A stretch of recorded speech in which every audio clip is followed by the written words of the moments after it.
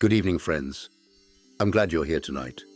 Whether you're listening from bed, from a quiet chair, or with the lights already low, welcome.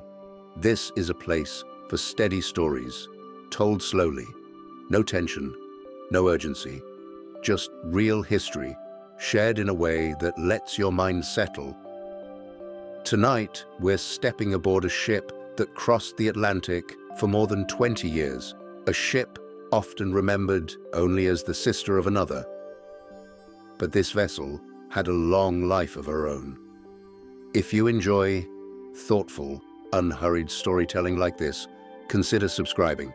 It helps these calm histories reach others who appreciate quiet reflection at the end of the day. Now, take a slow breath in and let it go. Our voyage begins in Belfast in the year 1910. The RMS Olympic was launched from the Harland and Wolff shipyard on a clear day in October. She was enormous for her time, nearly 900 feet long, her hull painted black, her upper decks bright white, her four funnels rising high above the waterline. When she first touched the water, she did so gently, slowly sliding down the slipway into Belfast Lough. There were no fireworks that day, no grand drama, just the steady work of engineers and shipbuilders who had spent years shaping steel into something meant to cross oceans. After months of fitting out, installing furnishings, polishing wood, and testing engines, Olympic prepared for her maiden voyage in June of 1911. Picture the dock at Southampton, steam drifting upward in pale clouds, trunks stacked in neat rows, dock workers moving at a measured pace, the low murmur of passengers gathering. There is anticipation in the air, but not hurry. Ocean travel, at that time, required patience. A crossing to New York would take about 5 days, sometimes 6, depending on weather. The whistle sounds, deep, resonant, a sound that lingers in the chest. Lines are cast off, and Olympic begins to move, slowly at first, then with growing confidence. The shore recedes, and the Atlantic opens ahead.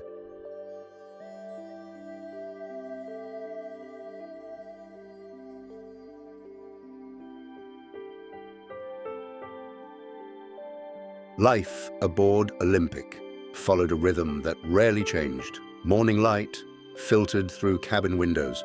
Stewards knocked softly, delivering tea or coffee. Corridors remained carpeted and quiet. In the first class, passengers dressed carefully for breakfast. White tablecloths covered long dining tables. Silverware gleamed under electric lights. Fresh bread, fruit, eggs, tea, conversations about politics, travel, or the weather at sea. Second and third class had their own dining rooms, simpler settings, but warm meals, fresh air, clean quarters that, for many emigrants, felt surprisingly comfortable compared to what they had left behind. After breakfast, the promenade deck became the center of the day. Deck chairs were arranged in orderly rows, blankets folded over each backrest. Passengers settled in with books or newspapers. Some simply watched the ocean. There is something deeply calming about being at sea. The horizon stretches in every direction. No buildings, no roads, just water meeting sky. The engines hum beneath your feet. A steady vibration, not loud, just constant. Coal is fed into boilers far below. Firemen work in intense heat to maintain pressure, but up on deck, you feel only motion, forward motion. The Atlantic rolls gently beneath the hull. Long swells lift the ship slowly, then lower it again, up and down, a pattern as steady as breathing.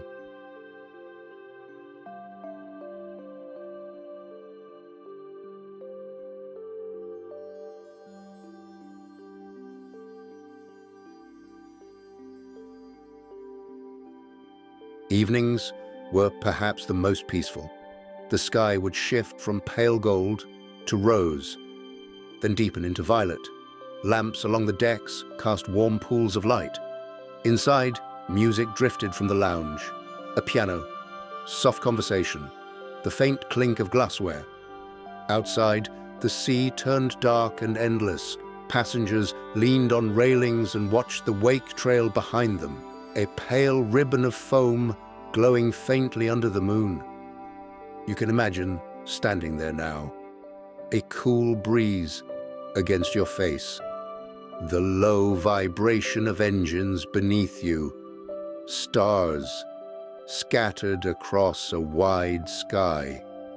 Nothing urgent, nothing expected of you, just distance covered slowly.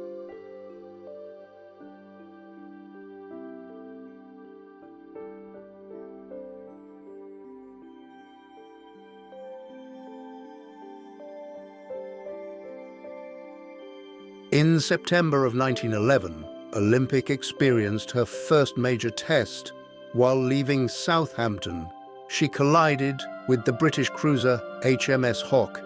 The impact caused significant damage to both ships, yet Olympic remained afloat. Her watertight compartments held. She returned to port under her own power for repairs. After weeks in dry dock, she sailed again. That resilience would define her life.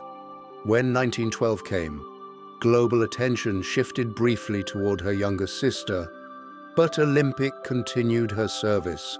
Back and forth across the Atlantic, crossings blended into one another. Spring brought cool air and restless seas. Summer offered long days and calmer waters. Autumn carried crisp winds and golden sunsets. Winter demanded caution, ice warnings, careful navigation. But through all seasons, the rhythm remained: departure, days at sea, arrival in New York, turnaround, departure again.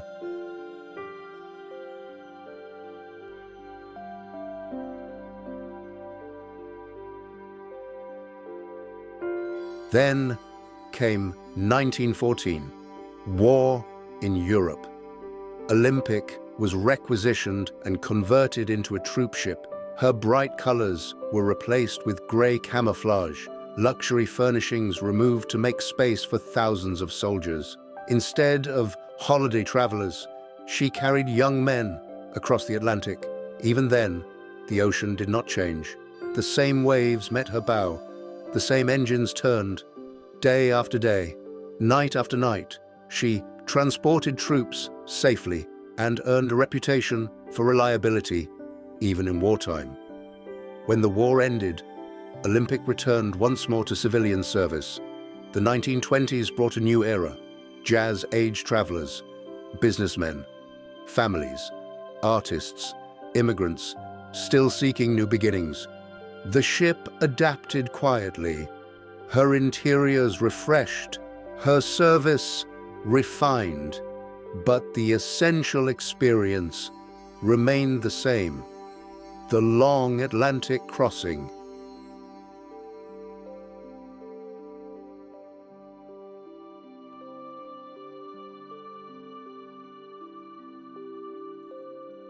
Imagine retiring to your cabin, a small, tidy room, a berth prepared neatly, a washstand, a small mirror, a lamp glowing softly. You lie down. The ship sways gently. Left, right, left, right. The sound of engines hums through the hull. Steady, reassuring. You feel held by steel and sea. Above you, decks stretch upward. Below you, thousands of tons of machinery work in rhythm. Outside, the Atlantic rolls on. You do not need to guide the ship. You do not need to calculate the course. You simply rest. The journey continues without effort from you.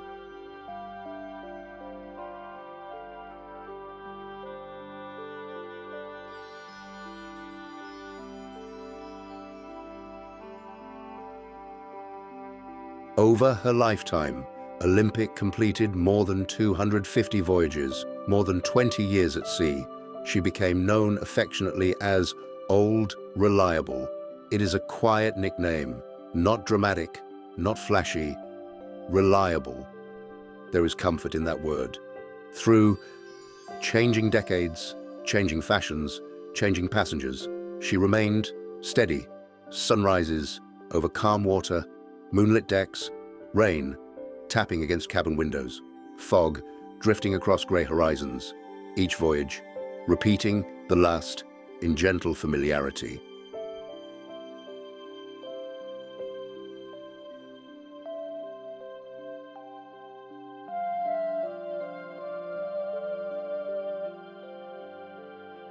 By the early 1930s, newer ships were faster and more modern. Ocean travel was evolving. In 1935, Olympic made her final voyage. There was no disaster, no tragedy, just one more crossing. She departed. She arrived. Passengers disembarked. Crew stepped ashore. Her long working life quietly complete. Later that year, she was retired and eventually scrapped. But for over 2 decades, she had done exactly what she was built to do: carry people safely across a vast ocean, again and again and again.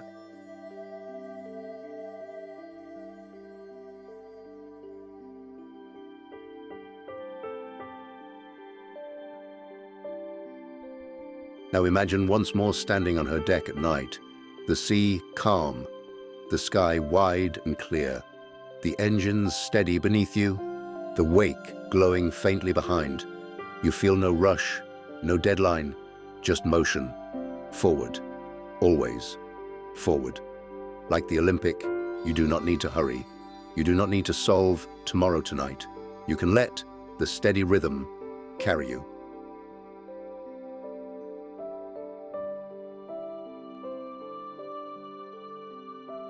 The Atlantic stretches endlessly.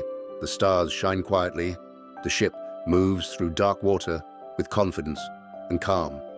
And you rest, breathe in slowly, and out. The voyage continues, the engines hum, the sea rolls gently, and you drift. Further, softer, heavier, carried safely into sleep.